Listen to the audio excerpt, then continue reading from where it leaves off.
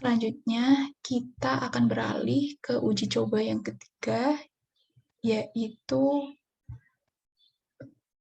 uji Kolmogorov-Smirnov. Nah, di uji ketiga ini, saya akan mencari tahu hubungan antara jenis kelamin dengan aktivitas fisik. Sama seperti sebelumnya, kita masukkan terlebih dahulu variabel-variabel yang akan kita uji. Yang pertama ada jenis kelamin,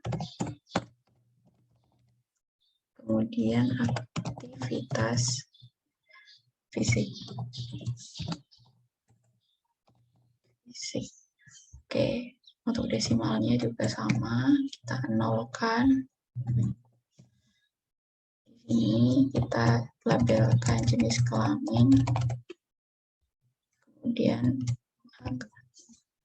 aktivitas. Nah, untuk values-nya, karena untuk jenis kelamin itu ada dua ya. Yang pertama itu laki-laki, kemudian yang kedua perempuan.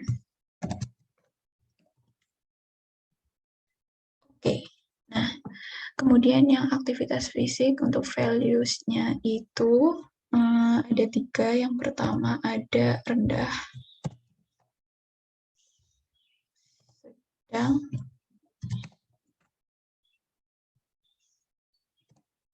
tinggi. Oke, nah untuk measure-nya karena jenis kelamin itu berarti masuknya ke nominal. Kemudian karena aktivitas fisik itu tadi bertingkat, maka ordinal. Oke, seperti itu. Kita lanjut ke data view. Di jenis kelamin ini dan aktivitas fisik ini kita tambahkan terlebih dahulu data-data yang sudah disiapkan sebelumnya.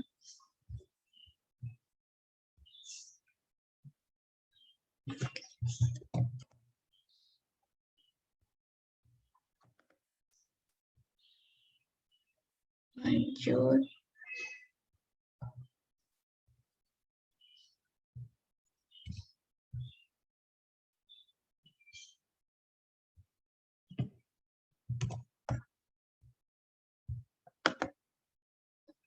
Baik, kedua data sudah saya masukkan semua. Kita langsung lanjut saja ke tes Kolmogorov-Smirnov. Pertama, kita klik analyze, kemudian non-parametric test, kita pilih legacy dialogs, kemudian selanjutnya kita pilih two independent samples.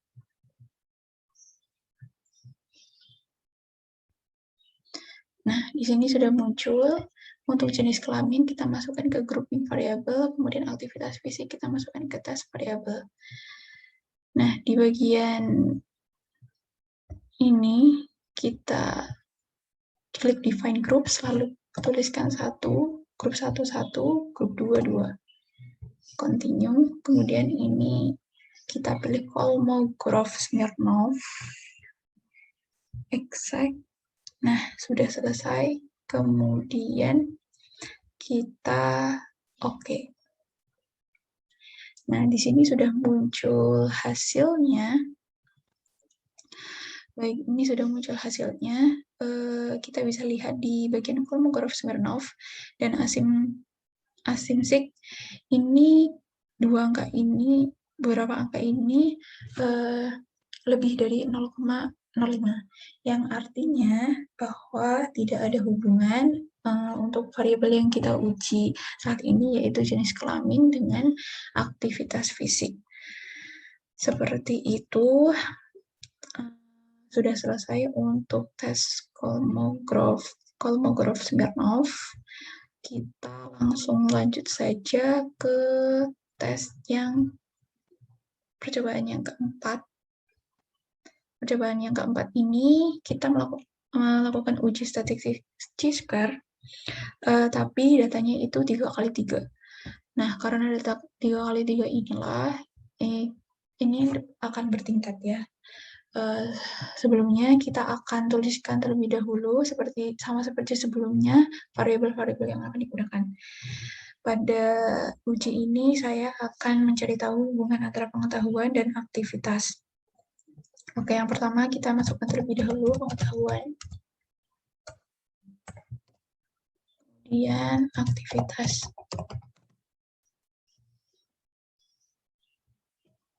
Now,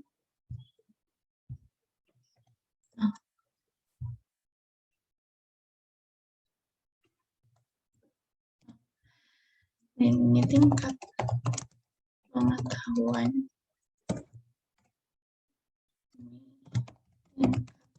aktivitas.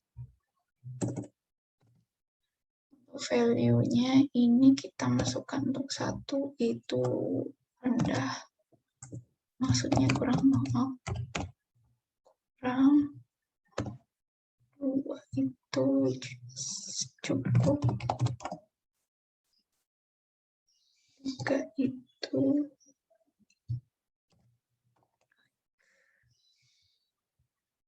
oke. Kemudian selanjutnya di aktivitas kita masukkan aktivitasnya itu rendah,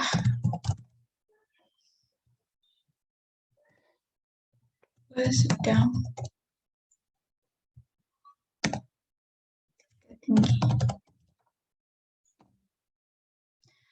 Oke, karena kedua variabel itu mempunyai tingkatan, maka untuk measure-nya kita menggunakan ordinal.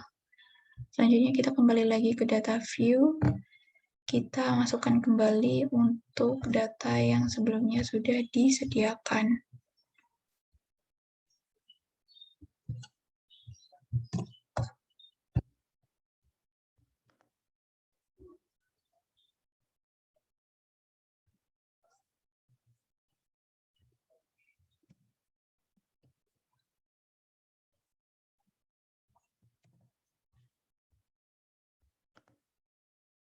Oke.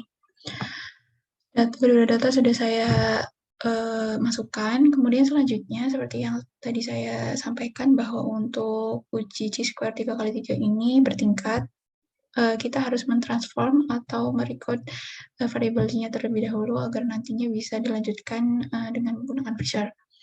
Oke, yang pertama kita klik transform, kemudian sebelumnya untuk record, kemudian record.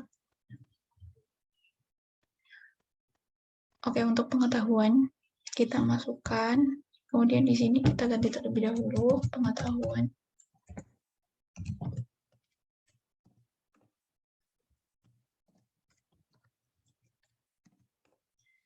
Kita ubah terlebih dahulu, lalu value-nya juga kita ubah, di mana yang tadi yang value yang pertama kita tetapkan sama juga seperti yang awal, kemudian yang kedua kita gabungkan dengan yang pertama, dan yang ketiga kita tetapkan seperti sebelumnya.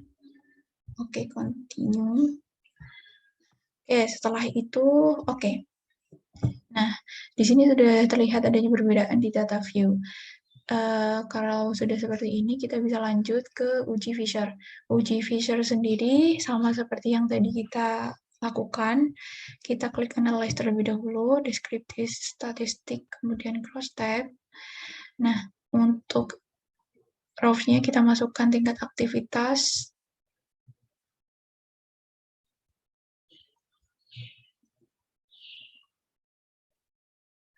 Kemudian yang ke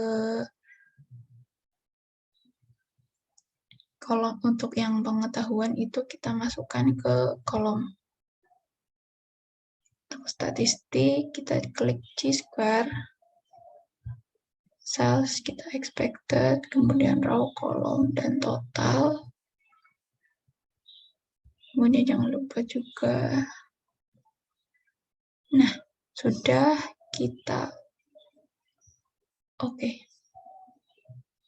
oke, kita sudah mendapatkan hasilnya di bagian chi-square ini. Nah, di sini disebutkan bahwa ada 4 sel atau sebanyak 66,7% yang punya expected count kurang dari 5. Oleh karena itu, ini sekali lagi tidak memenuhi syarat chi-square, karena tadi ya, untuk chi-square itu syaratnya untuk cells dengan expected count less than 5 itu harus kurang dari atau sama dengan 20%. Maka ini tidak memenuhi chi-square. Oleh karena itu, kita jangan mengambil kesimpulan dari ini bersensiriskan, akan tetapi kita melihat dari Fisher, Freeman, Halton, exact test, di mana kita bisa melihat di sini terdapat angka 0,339. 0,339 ini lebih dari 0,05, artinya tidak ada hubungan antara variabel yang kita uji tadi, yaitu pengetahuan dan aktivitas.